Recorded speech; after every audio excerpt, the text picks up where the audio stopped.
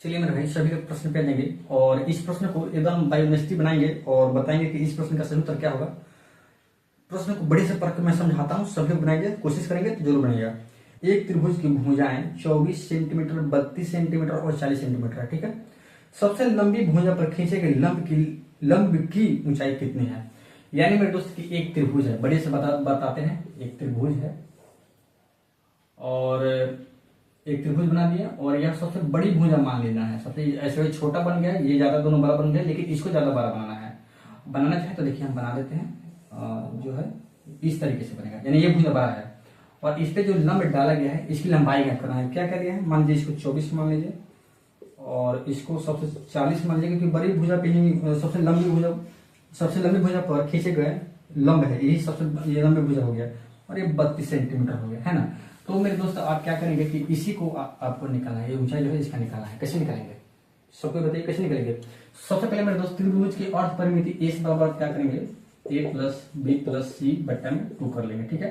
तो ये A B C ऐसे कर लीजिए, ए बी सी, तो हो जाएगा 24 जोड़ 40 और जोड़ 32 बट्टा में 2, ठीक है।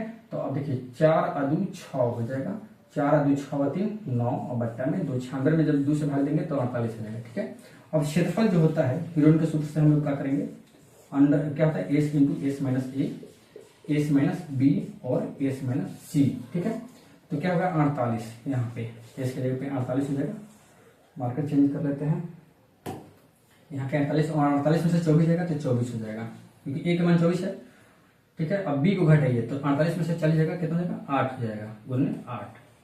और सी को घटाइएगा 32, तो 16 दिन 32 48 16 हो जाएगा। अब देखिए क्या होगा, हम लोग करते हैं यह 16 इसको बाहर निकल जाए तो 4 हो जाएगा, 4 हो जाएगा। और यही तीनों बच गया है, यही तीनों बच गया है। ऐसा हम काम करते हैं कि 24 दूनी 48, इसको 24 कर देते हैं और गुने 2 कर देते हैं, 24 दूनी 48 हो जाएगा। यहाँ 24 है और यहाँ पे 8 हो गया। अब देखिए मेरे दोस्त यह 24 और 24 मिलके 24 का वर्ग बन जाएगा और यह 4 8 और 2 में गुना करके कितना 16 हो जाएगा, कितना हो जाएगा 16 हो जाएगा। तो हम इधर लिख देते हैं मेरे दोस्त 4 गुने में यह 24 बाहर आ जाएगा, गुने में यह 8 दूनी 16, रूट में 16 है तो उसको बाहर आएगा, रूट से बाहर 16 तो यहाँ 4 हो जाएगा, ठीक है। तो 24 रुपया कितना होगा 96 हो जाएगा और 96 में 4 से गुना करेंगे तो 36 का 24 के 4 हासिल 2, 9 36 2 38, यानी कि 384 सेंटीमीटर स्क्वायर इसका क्षेत्रफल आ गया, क्षेत्रफल आ गया। अब क्या होता है त्रिभुज का क्षेत्रफल, त्रिभुज इसको ए मान लीजिए, इसको बी मान लीजिए, इसको सी मान लीजिए। त्रिभुज ए बी सी का क्षेत्रफल बराबर जो सूत्र होता है मेरे दोस्त वो क्या होता है, सूत्र क्या होता है, सूत्र जो होता है 1/2 आधार यानी कि बी और ऊंचाई h, यानी कि हम लोग को h निकालना है, ठीक है। तो इसका क्षेत्रफल कितना गया 384 आ गया, यहाँ पे 384 है नहीं ये, और बराबर 1/2 और गुने आधार कितना है 40 है, तो 40 यहाँ और उसके बाद h हमको निकालना है तो h हम निकालेंगे, ठीक है। ये h है।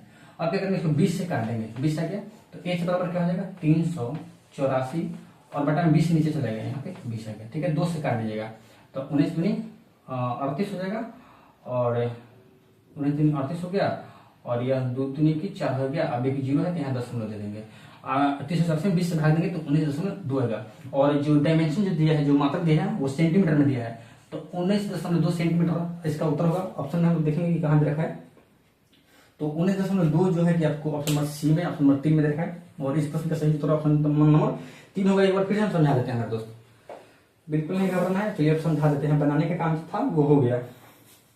चलिए देखिए कह रहा है कि एक त्रिभुज की 3 भुजाएं हैं, बिल्कुल 3 भुजाओं से जो बंद आकृति उसी को त्रिभुज होते हैं।